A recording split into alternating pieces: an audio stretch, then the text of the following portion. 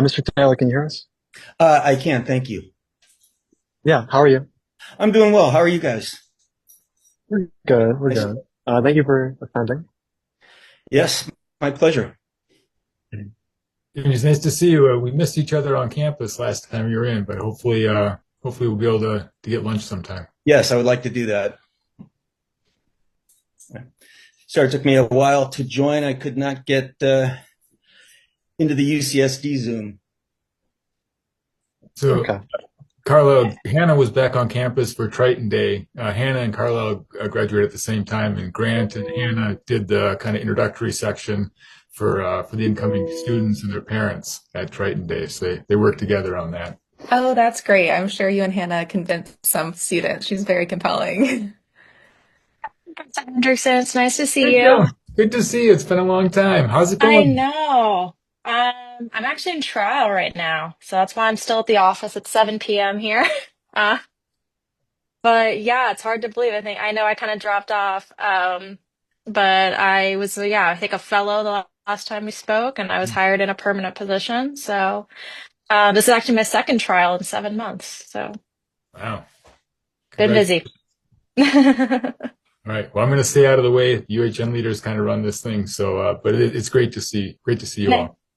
Nice to see you too. Right. Thank you for attending too. Yeah.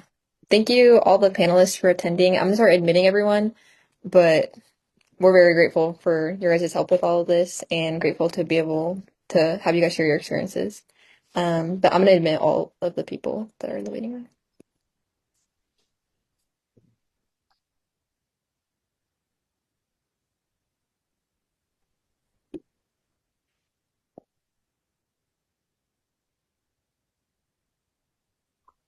Do we want to give it a few minutes, just like 1 or 2 minutes to wait? Yeah. Okay.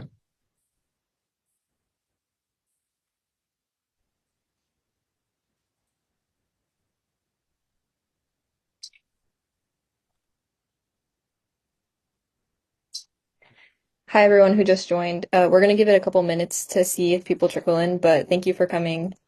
We'll begin soon.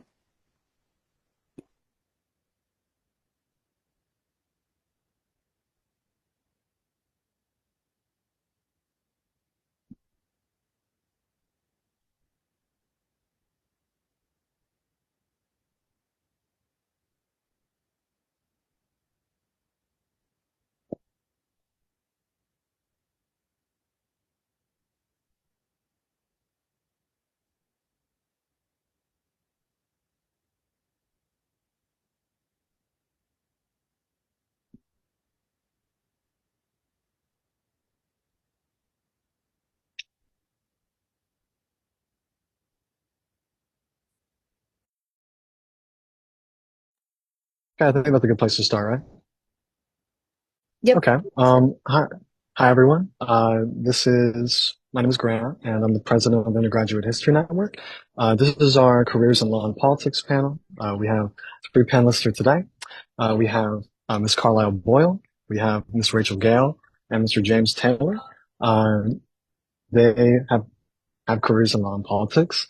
And yeah, we appreciate you being here. We're hoping that the structure of this event will just be around 15 minutes for each panelist to kind of narrate their careers and talk about tips in their careers which they can give to students as they want to pursue them if they're considering law school or politics or things like that. Also, we regret that one of our panelists, Mr. Tanaka, he was the former mayor of Coronado. He can't be here today, unfortunately, due to a scheduling conflict. But that just means that and we regret that, but we'll have more time with our other panelists. So kind of works out. And then nearing the end of after all the panelists have talked, we're hoping that we can reserve maybe 15 to 20 minutes for questions from attendees. Are there any preliminary questions or anything like that?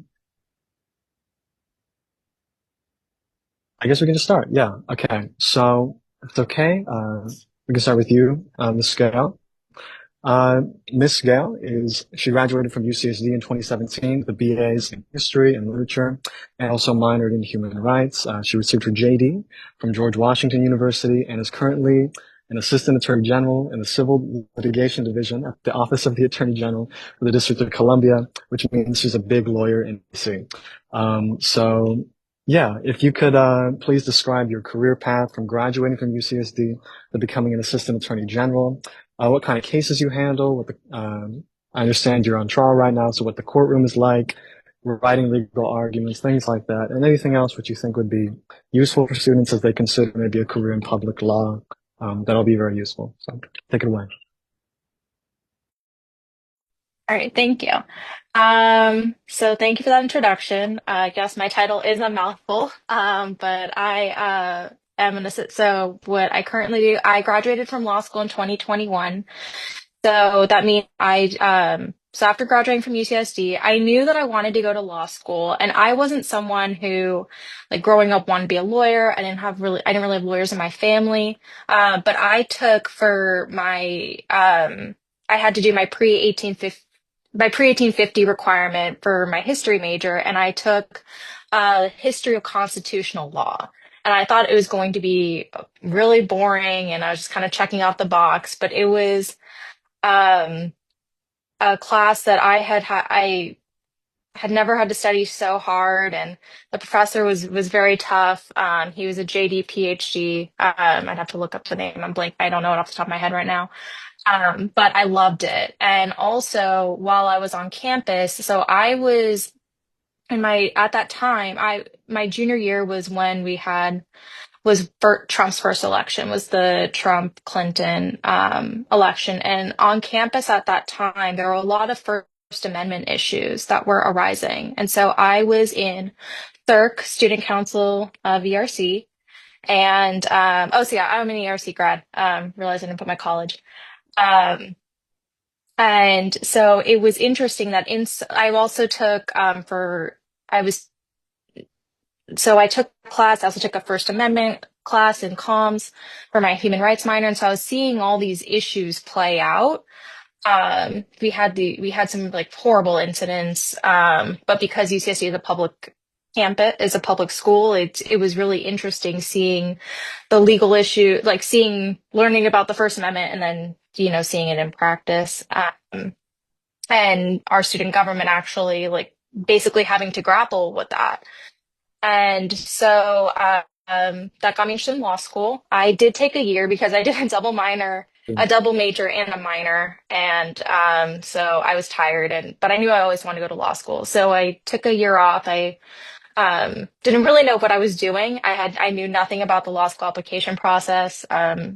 Hopefully career advising has gotten a little better in helping students get to law school.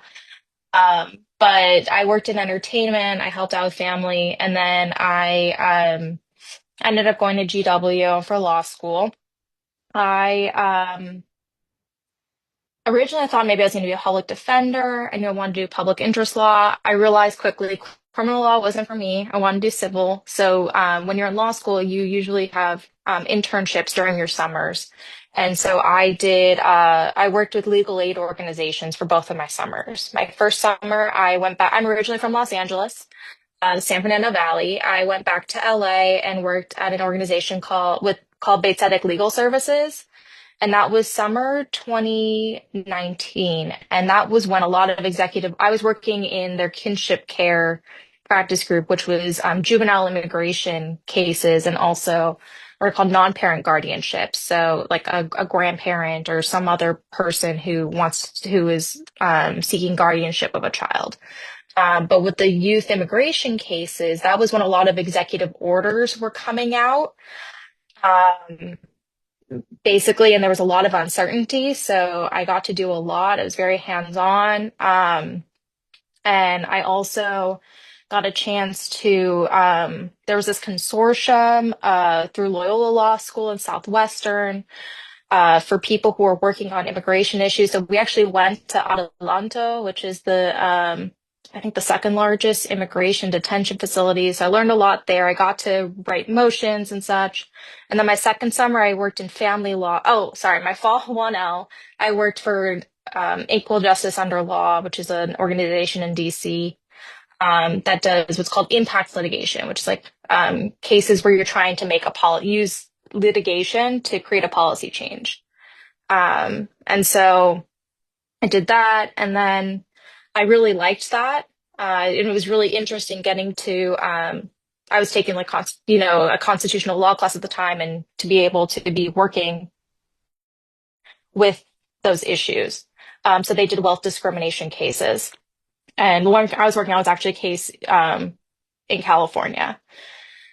And then after I worked in the pandemic happened, so we were all remote, and I was worked at Neighborhood Legal Services, which is a legal aid organization in DC. I worked in family law there. Then I did a clinic in the family justice litigation clinic at GW. And then after graduating, I took the California bar.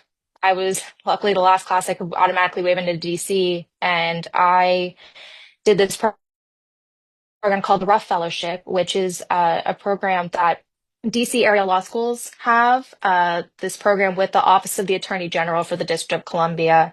And so it's a joint partnership between the law schools and the district government to basically have DC area law school grads, giving them a 1 year fellowship at the Office of the Attorney General, or OAG as we call it. And so I did that in our civil litigation division. I handle basically anything you can sue the District of Columbia for. Those are the cases I handle. I do a lot of employment cases. I don't know, I'm in trial right now actually on a whistleblower case under the DC Whistleblower Protection Act. I had another trial 7 months ago, also under the Whistleblower Protection Act. I do ADA cases. I also do constitutional cases. And so I started the fellowship. I graduated from law school in 2021, started my fellowship in 2022.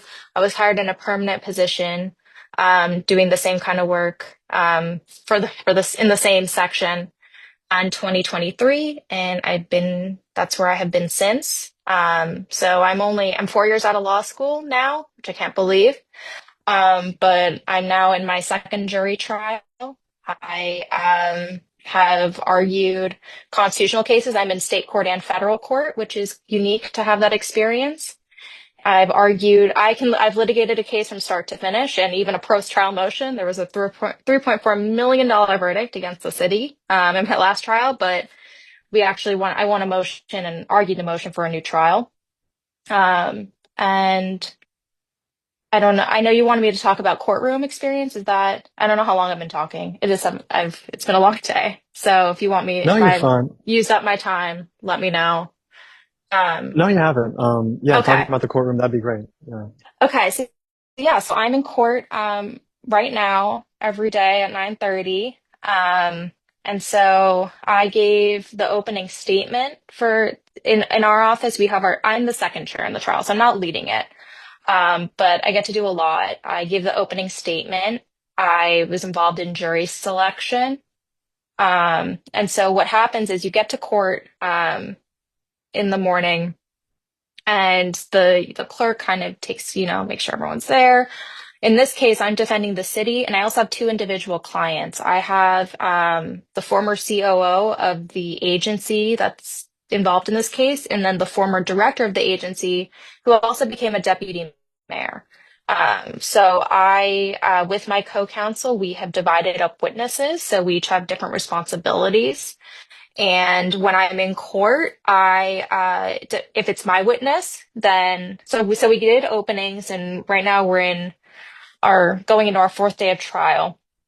We come to court, we might deal with some preliminary matters, some issues that might come up that we want to address outside the ears of the jury. The jury is only there when we're putting on testimony and showing evidence. If there's a legal argument, either we're talking with hushers on so the jury can't hear, or the jury's escorted out.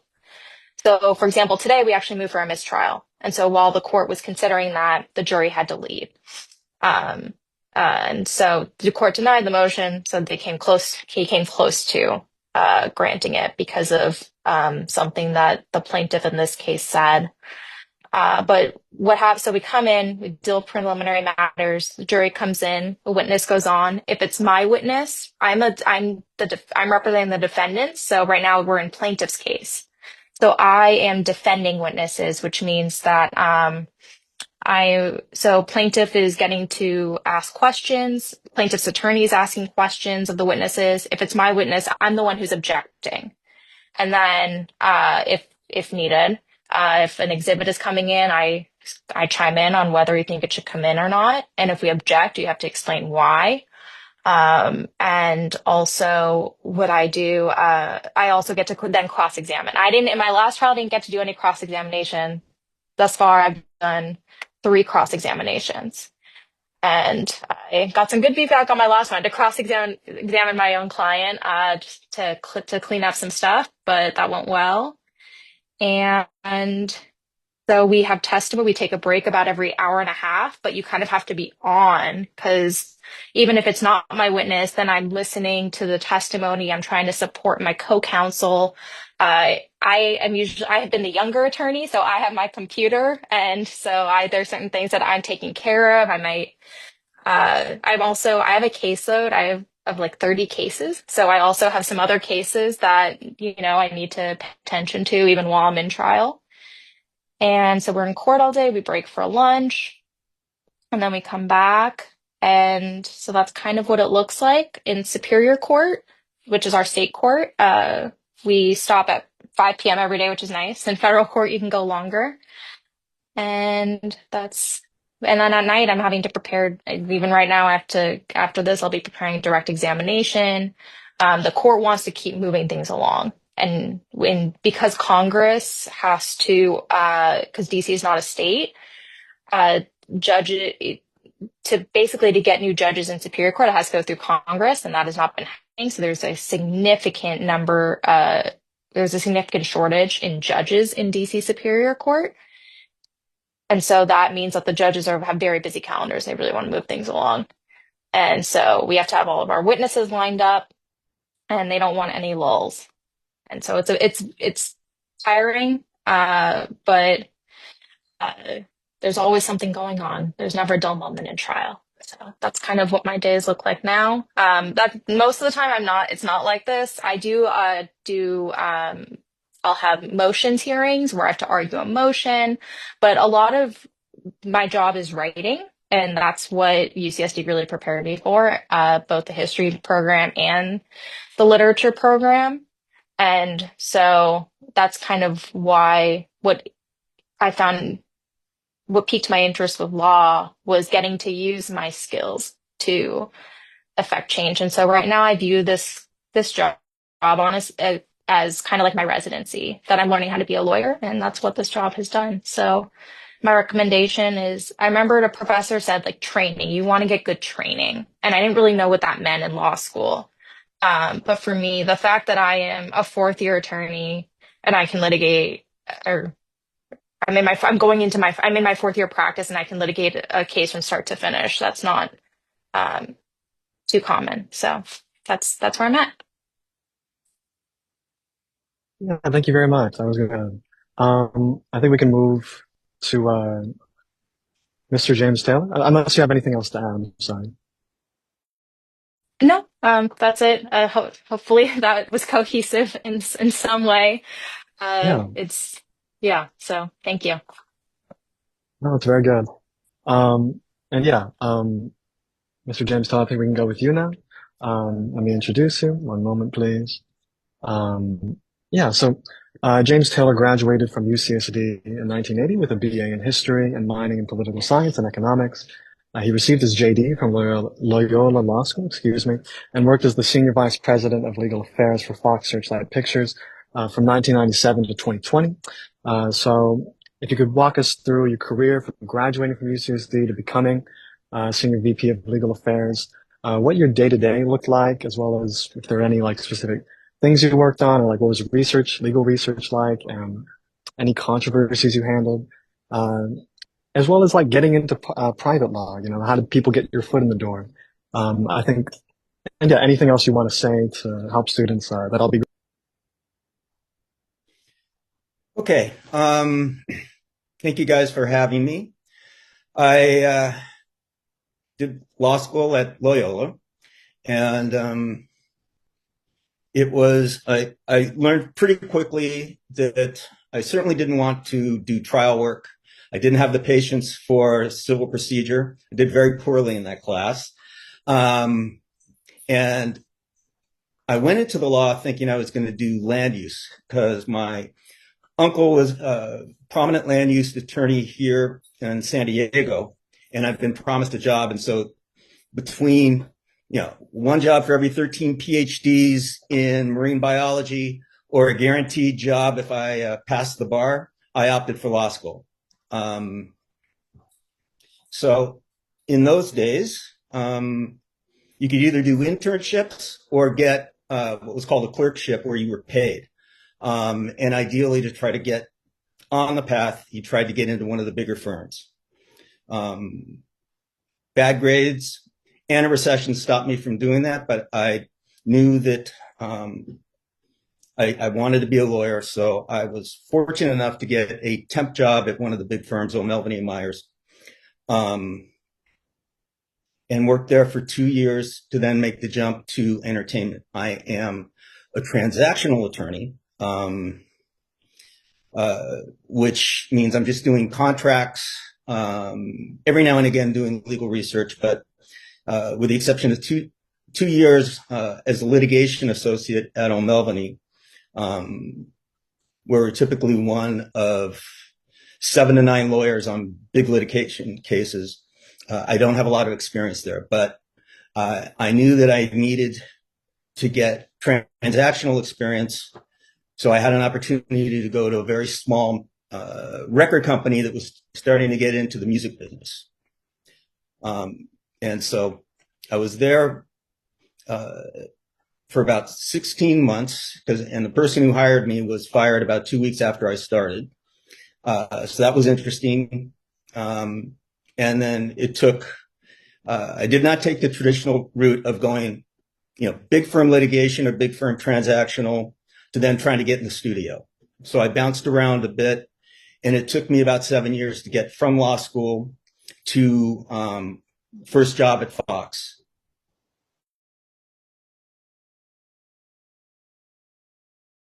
Film Corporation, Searchlight didn't exist yet.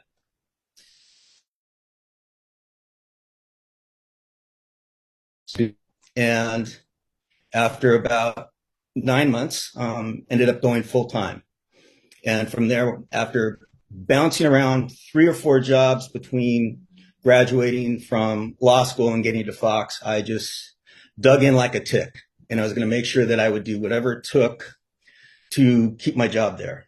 And so it was, following advice of mentors.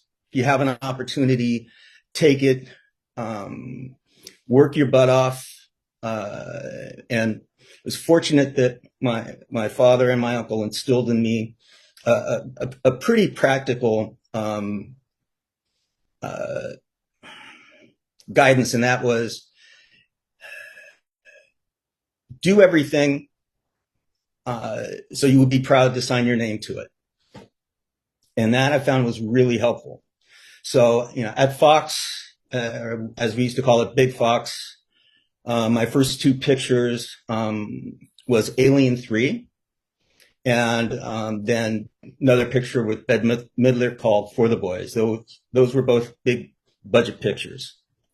Fast forward a few years when I had the opportunity to go to Fox Searchlight, which made what we call art house pictures or budgetarily challenged pictures, often with big stars, no money. I was really interested in that because you had to do more with less, and the deals were always very complicated. And the paperwork was complicated. Like Rachel, I think that UCSD, having background in history and poli-sci was incredibly helpful. And some of the lessons I learned from con law at UCSD, I think my professor was named Martin Shapiro, and he taught at Bolt and taught undergrad at UCSD. It was invaluable. And that's First Amendment stuff comes in.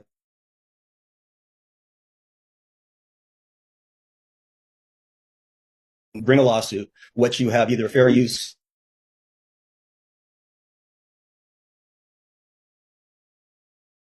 making a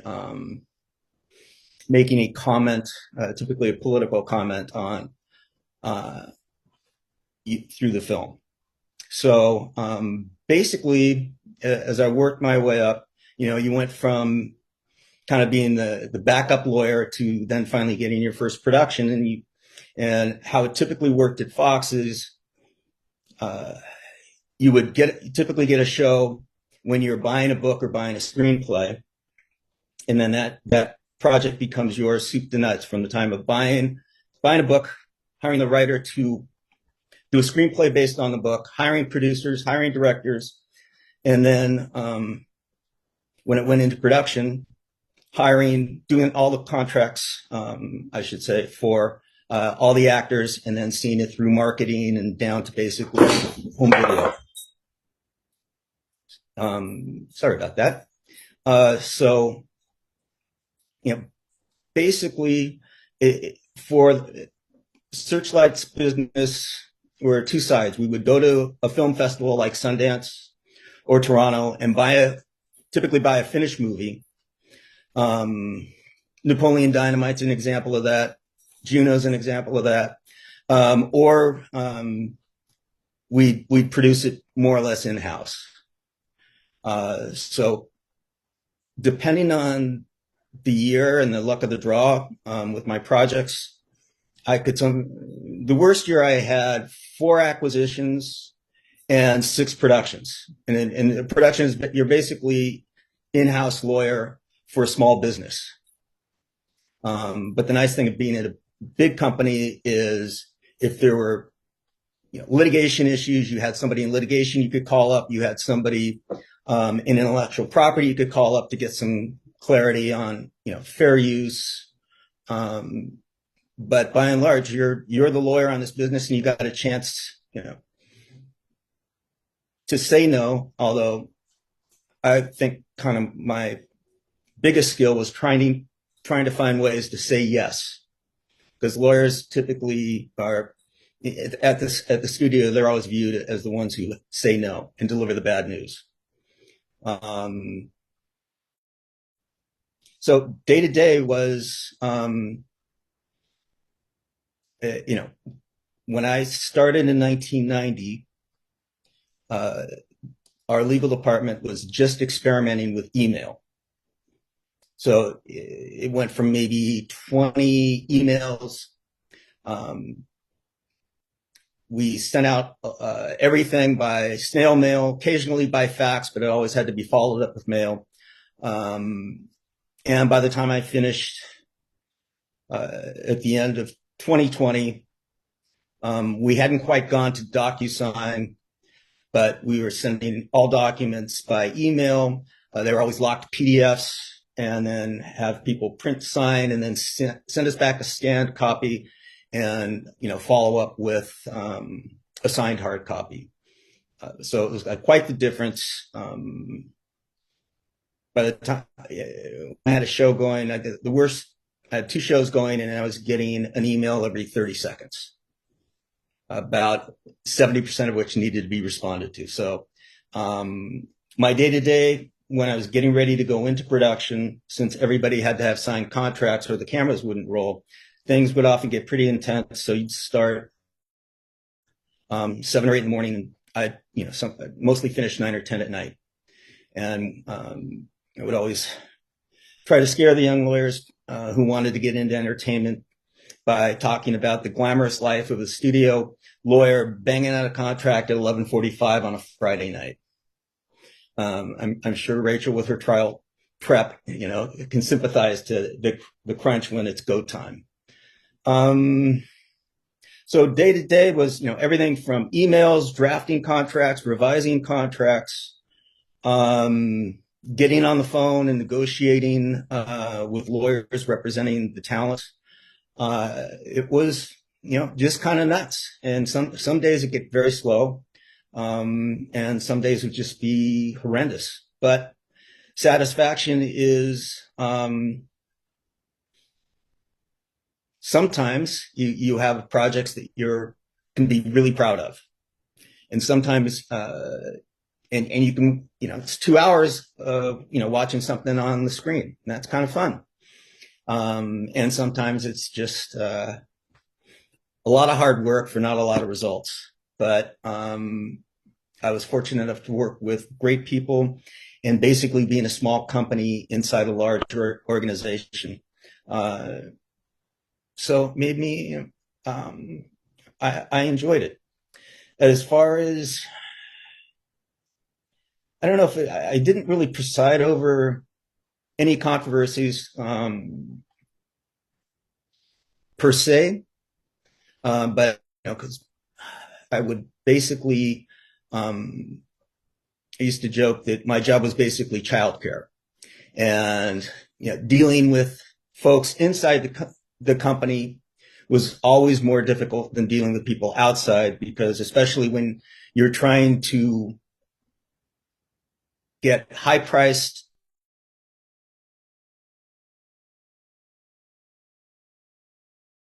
is what we would do as far as payment, credit. And there was often great pressure to, can't we just break the rule once? No, because if you do, then how are you going to explain to the other person who's similarly situated that they can't have what you just gave? So it was challenging, but because I worked with great people, also a lot of fun. And I forgot to start the stopwatch. So how am I doing time-wise? Hey, doing fine on time. If you have anything else to add, or I I would mean, ask. as Yeah. far as seeking to work in private law, I think it really depends on it depends on what your passion is, and you may not know it until you get to law school. I mean, I clerked when I was in college for my uncle. Did some land use. I guess that was probably a major accomplishment. Is I wrote a points and authorities as a law clerk, showing how an 1879 land grant from the city of San Diego to the Diocese of Catholic Archdiocese of San Diego was illegal under the California Constitution. And the law firm was able to basically use that to force a land swap to help one of the firm's clients develop a property near, I guess, what's now the Bayfront. So that was fun. But as far as getting into private law, it's kind of depends on whether you want to litigate or do transactional work, and then and where you want to be in 5 years. I knew that because I wanted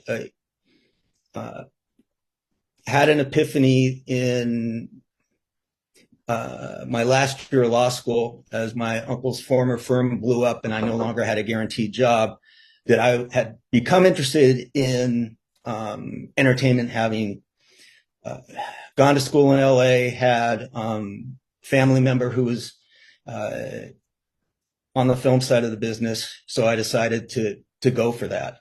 And then, and from there, you need to see where your ideal employer, what do they require? I mean, I knew most of the studios would not take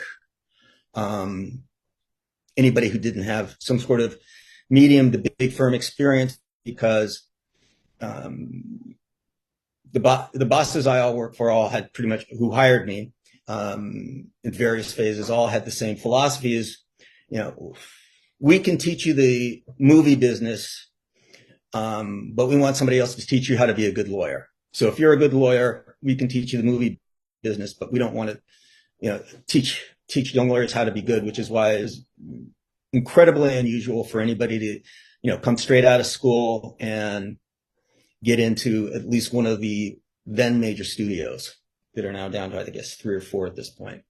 But I think, yeah, as far as working in private law, you need to figure out where you want to work and what is going to be your best stepping stone to get where you want to go.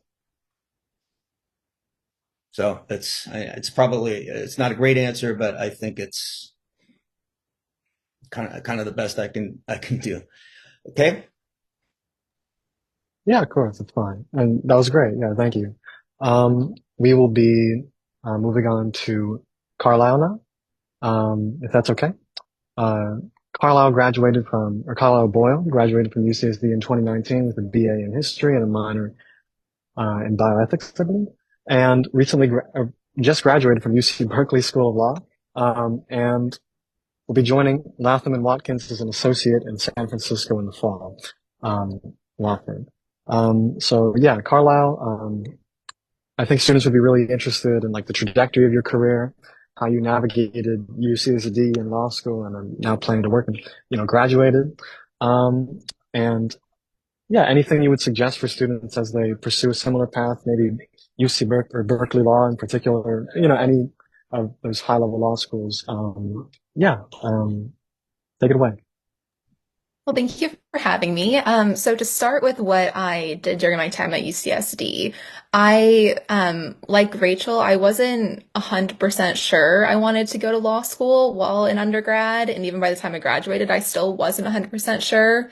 It was always an option in the back of my head. But I knew I didn't want to apply and go to law school until I was 100% sure because it's such a, expensive time and money as well. So at UCSD, I did a internship with Student Legal Services to get a taste of that. I was also interested at the time in potentially going into like museum management. So I did a curatorial fellowship with special collections at the library where it was like an independent project using the archives there to create a mini exhibit in Geisel. And then as well, I did an internship at the National Archives in Washington, D.C. through the UC-DC program, again, working in public programming, so kind of museum and education. But then, so like I mentioned, by the time I graduation rolled around, I wasn't sure I was 100% committed to going to law school, so I ended up taking a project management internship at Illumina, which is a life sciences company local to San Diego.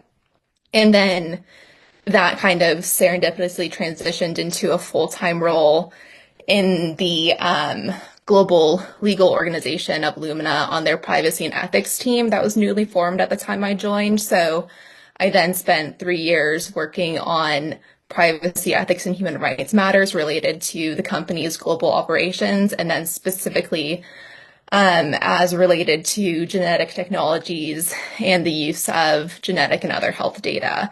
And it was really in that role when I was working with lawyers day in and day out and working with lawyers internal to the business, but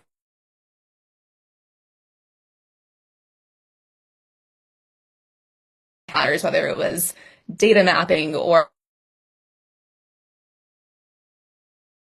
policies, position statements, etc. That is when I really understood like what it actually meant to be a lawyer and the different types of law that were available, specifically within the corporate sphere, everything from like litigation, transactional work, etc. So at that point, I decided to apply to law school and took the LSAT while working, which was a challenge, but it's doable. So at that point, after 3 years, I then started at Berkeley. And going into law school, I thought I wanted to continue on that similar path, working at like the intersection of privacy and human rights and technology. But I kind of had a revelation, and it had slowly been dawning on me while I was working as well, that there's like a difference in being interested in, topic area within law versus the day-to-day tasks that, relate to that area and practice area. And I realized that I couldn't see myself doing what I was doing before law school, for the rest of my career as an attorney. So I did a bit of a pivot and like was honest with myself that what I enjoy most is the research, the writing, the advocacy, crafting narratives, being persuasive, the advocacy aspect of it. So now I'm planning to go into litigation. But that experience was still super helpful for me to understand, the client perspective of receiving services from outside counsel, understanding business needs within corporate law, et cetera. So that was still an awesome experience. And, everybody's path to law school is different, but at least within my class at Berkeley, I know most people tend to have at least 1 year of, professional experience before they go to law school. And I think it's really valuable to do that and gain some perspective,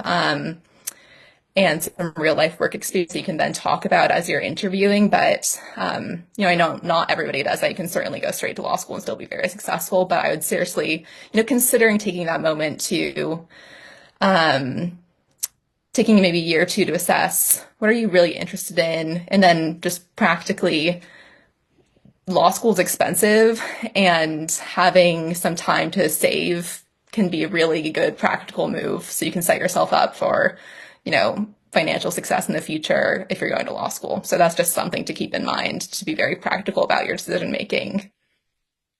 And then in law school, my first summer, I worked at the California Court of Appeal for one of the justices in San Francisco. And I was working with her and her staff to draft legal opinions. And that was really interesting. I was able to, day one, I was handed a case about an appeal from a life without parole conviction of a juvenile homicide offender. And it was like something that was totally out of my realm of knowledge, and handled a lot of other cases that summer that were totally new material to me. And that was a great experience.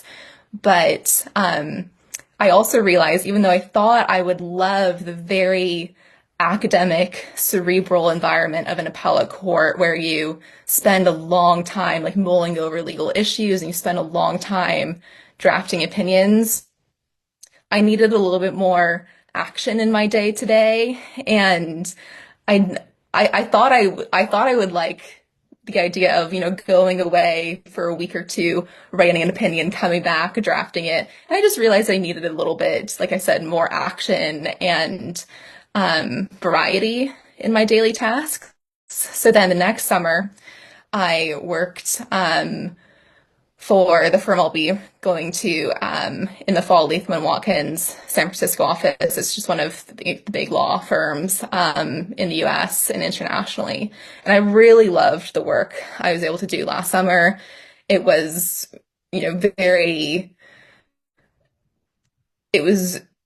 variety of different tasks that were all that were, some were research focused, some were like drafting memoranda, some were drafting parts of motions. So there was a lot of research based work. I got to see how depositions work, that sort of thing. So that really helped solidify that is the type of career path I want to go down. So I guess the point being that while you're in law school, I thought it was very helpful to just try out different externships and internships and meet different people, so you can really gain an understanding of what you actually like to do, and then also what you don't like to do in terms of the work environment, that sort of thing is just a really valuable discovery process for yourself. Okay, what else?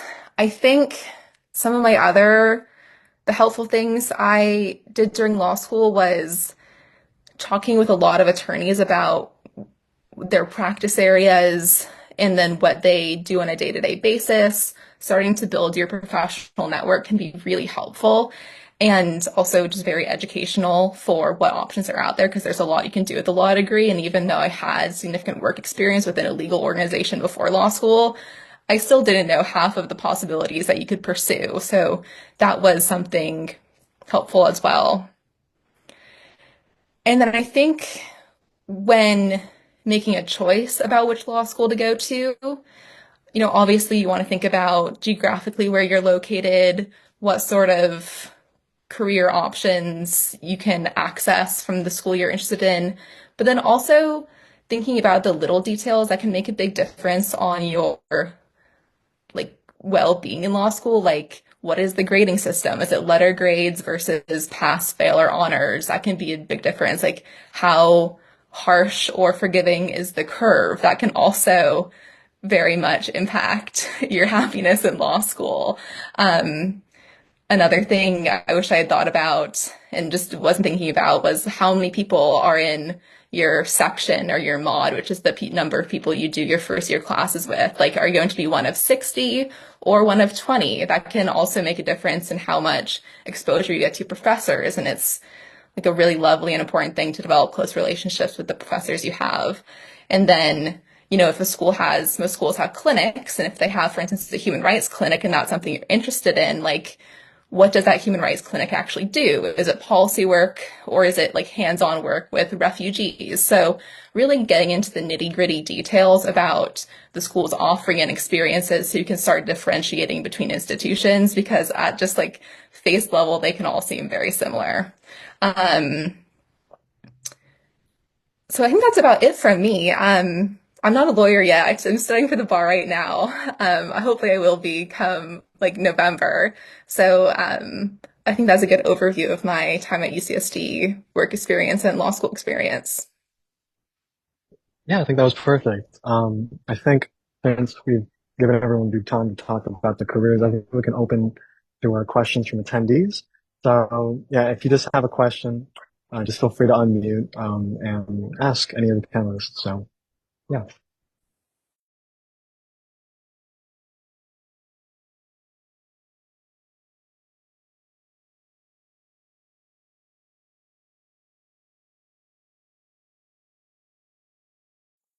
Yeah, go ahead.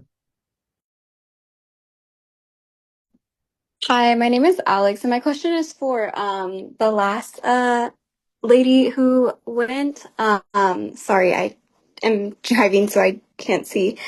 Um, but my question is, you mentioned like how important like it is to research like the law school you want to go to, and you mentioned grades, and I kind of just want to know like why like once you get to law school the grades are so important. Like, do you mean that because like jobs are gonna be looking at that, or like what is like the super importance of that? Yeah, that's a great question. I should have been more specific. So grades, of course, are important for the jobs you're pursuing. I know some jobs more than others will, require a certain GPA, or they're looking for high grades, whereas some are looking for more like practical experience. So it definitely depends on the employer.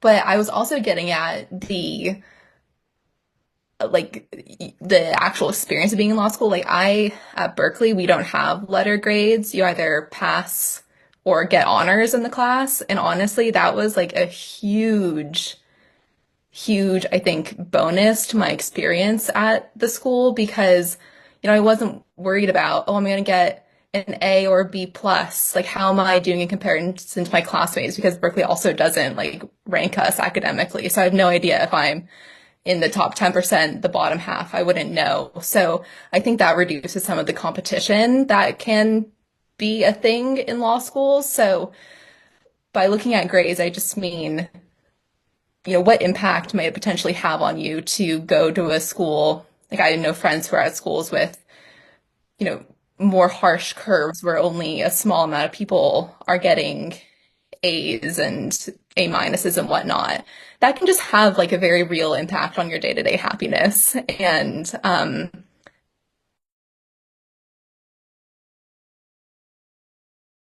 experience at school. So just keep that in mind when you're choosing.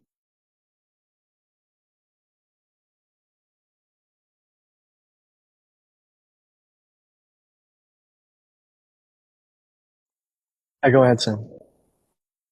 Hello. I just wanted to first say thank you all for coming over and like explaining not only like what you do on a day-to-day basis, but how your journey to becoming either like prospective lawyers through like studying for the bar exam or lawyers currently. I just want to ask about more time management stuff, and this is more like for something because with when Rachel talked about how it's like a very like the structure of the day, not only within like the time I believe like it like how the court ends at 5, but afterwards, as well as before, when we get into the court, we need to like be ready prepping cases or research or just like just being ready for discussion. And I want to know like some strategies now as a freshman to just get myself ready to have better time management in the future for law.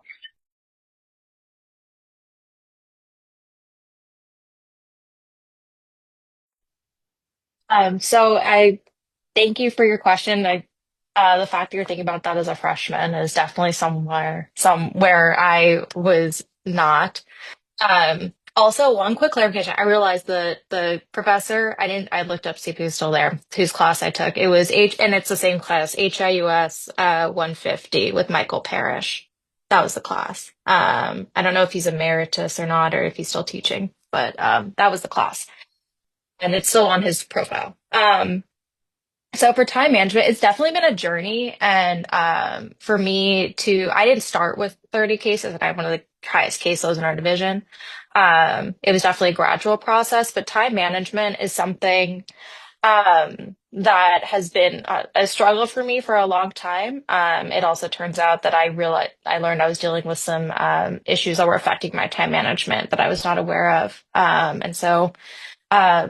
And I think those actually go in hand. I think self-care and time management go hand in hand because I think that a big aspect of being able to get through trial is making sure like I'm eating and I'm resting and I have time for intentional rest and to give my mind a rest. So I will say I'm in trial. It's 2 weeks. I'm not normally in court all day. But I also have had very hands-off supervisors who have I've been expected to learn how to do everything that needs to get done on my own. And so I think implementing, like for me, structure is really key and routine is really key and figuring out like some people are people who, for them, tackling the hardest thing of their day, that's how they get started. For me, I need to ease my way into it a little bit. Also in government, like I don't have assistants really. Oh, Professor Parrish did retire. Okay, thank you. Um, so I have to do most of my own admin work too. So I'm managing cases in both state court and federal court. And so I'm getting rulings on things and, um, I'll get discovery requests. So for me, keeping track, also having a good planner is a planner is key. I also, so for time management, and it's definitely been a journey, but I know what I started doing in undergrad, was like time blocking, and that was really helpful. I like writing out my schedule, and then I learned as I, got further in in law school, my career, I'm a visual person, so visualizing my time is very helpful for me. I don't know if I've read, I found before law school, Cal Newport's books were recommended. He's a Georgetown professor who's written on productivity and basically the idea of basic productivity, and he has some time management tips that I found helpful and that I've implemented. Um, and so each day does look different, but I also, I think figuring out how you work and for me, I'm someone where I know that I need to take breaks more often. And if I'm tired, I do better with shorter, working in shorter bursts and then taking a break as opposed to prolonged um, periods of time. So I think one, taking care of yourself and making sure that you're, meeting all of your needs. And then two, figuring out how you work. Everyone works differently. And it's taken me some time to figure out what works best for me. And I accommodate that as best I can. Trial is taxing because for me, I say I do better with breaks, and we go an hour and a half at a time with 15-minute breaks, and I have to be on. So I know that sleep is important. I know that I need to be making sure that I'm keeping track of. I've mainly cleared my schedule with my cases, but I still have things that just need to get done.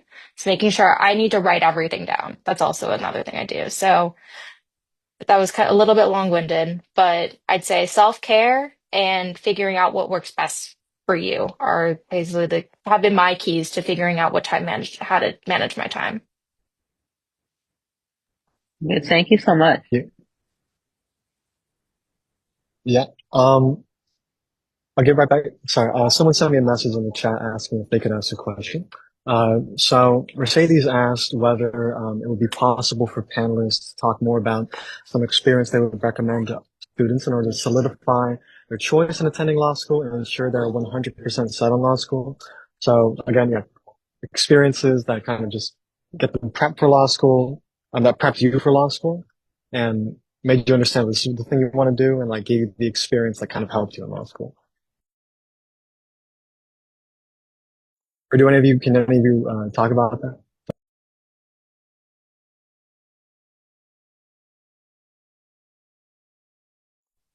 I don't want to monopolize, but I can start. In terms of deciding I wanted to go to law school, it was actually my experiences at UCSD. I didn't do internships, so I was very much involved in student life. I didn't do any internships. I was an OL, I was in Circ, and I was involved in Circ and AS elections. And that's what I wrote my essay about. And I was also a college ambassador. I don't know if they've changed the name, but I was a tour guide and I worked in undergraduate admissions.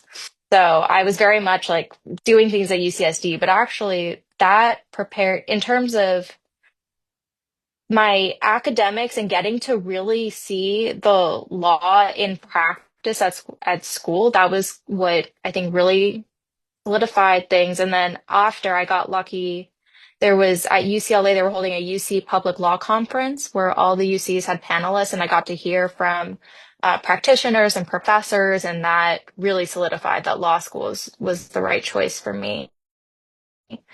As for which law school, I didn't really know what I was doing, and I applied late, and for basically, I will say, like, full disclosure, GW was my first choice, but I got lucky. I mean, and what Carlisle commented on grades, like, the law is a unique profession where you still have to provide transcripts for your law school transcripts when you apply for jobs, and most professions don't require that.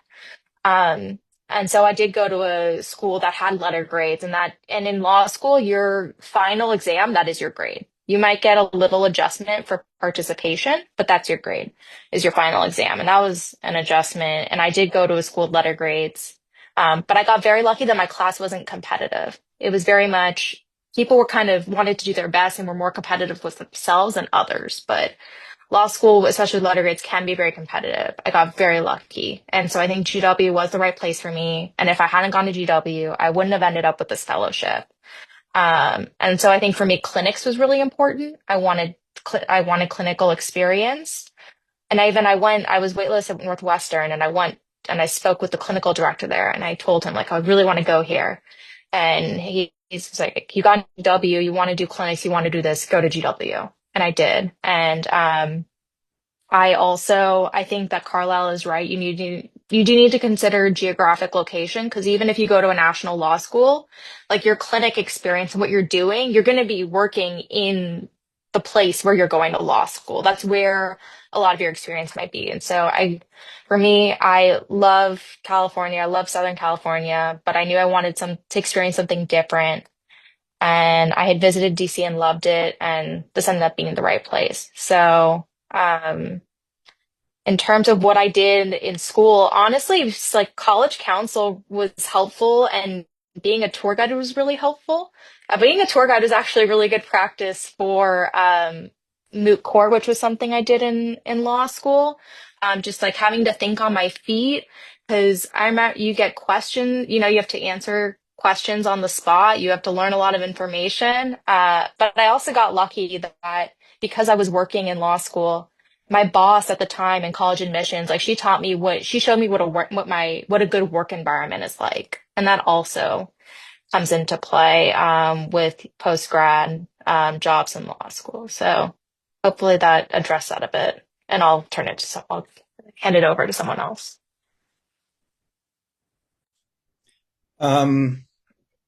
for me, I was fortunate enough to have my uncle practicing here in downtown San Diego and be able to work at least one summer, if not 2 summers, for his firm. And even though I wasn't doing legal research for the first summer, I was just a runner, I got to see how the firm operated. And, that was, I think, invaluable. And plus, I was all 4 years at UCSD, I worked in food service at the cafeteria that used to be Fourth College and is now Warren. But that was really good experience because you learned how to deal with people. You learned that you didn't want to wash dishes for the rest of your life. And I was all, gave you a sense of how to, you also had to kind of time manage when you're dealing with a rush and figure out, what's the most important thing, what needs attention, and what can you get ahead of, so that the customers are getting the best experience. And then in law school, I clerked at a couple of places. I found out that although it was very lucrative, I didn't want to do personal injury, but it was a great, a great learning experience. But I think, Sharon Marsden's and Carlisle's view, probably in retrospect, had I not been afraid that if I took a year off, I'd never go back to school after graduating from UCSD, I think, a little life experience is helpful and probably much more acceptable now than it was when I graduated in 1980. And you were expected, the normal path was you get out of, graduate from college and you go straight to law school. So I think that experience is good. And if you can get something associated, see what a law firm's like, or see what working, in the government, anything around it, just to see if you want to pursue law, I think is really helpful. I was very naive going into law school, as well as naive going into the entertainment business, because I thought it was all, from what I'd seen from family, it was all breakfast, lunches, and dinners with your partner and people on the other side. And it's, hey, babe, ciao, how you doing? Yeah, we do lunch, we do dinner. And it wasn't until I got to the studio and really making movies to find out, no, this is just, you better love what you're doing because you're banging out contracts. You're having you're having phone calls that, are hopefully pleasant, although, still difficult. And you're answering to people up, and ideally you're, taking care of the people who are helping you do your job. But it was an experience that I had to learn on the job, and I wish I had had more exposure to it before I made the career choice, although I think I probably still would have made the same choice. Yeah, thank you. Unfortunately, we ran out of time, so we want to be able to answer any more questions. So this is the end of our meeting. We thank you all for joining. If you guys have any further questions, maybe deposit to the panelists or just about law school, feel free to email us. I think we'll have a recording of this meeting on our resources list, which is it's on our link tree on our Instagram, so you can find us there, UCSD, in case you want to go back to this recording and go back to this meeting and pick back on everything that the panelists said. But yeah, thank you all for joining, and thank you to the panelists for giving all your insights. This was really nice, so thank you all, and have a good night.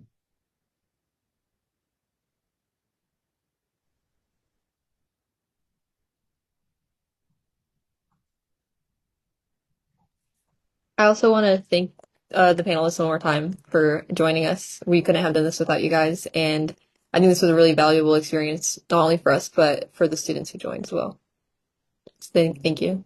Thanks, everybody. Thank you. Thanks for inviting me. And feel free to, I'm happy to answer any other questions if, if anyone follows up and wants my email address, feel free to give it to anyone who asks. Yeah, that'd be great. We'll let you know. Thank All you. right. Thank you. Have a good night. All right. Thank you. Have a good night.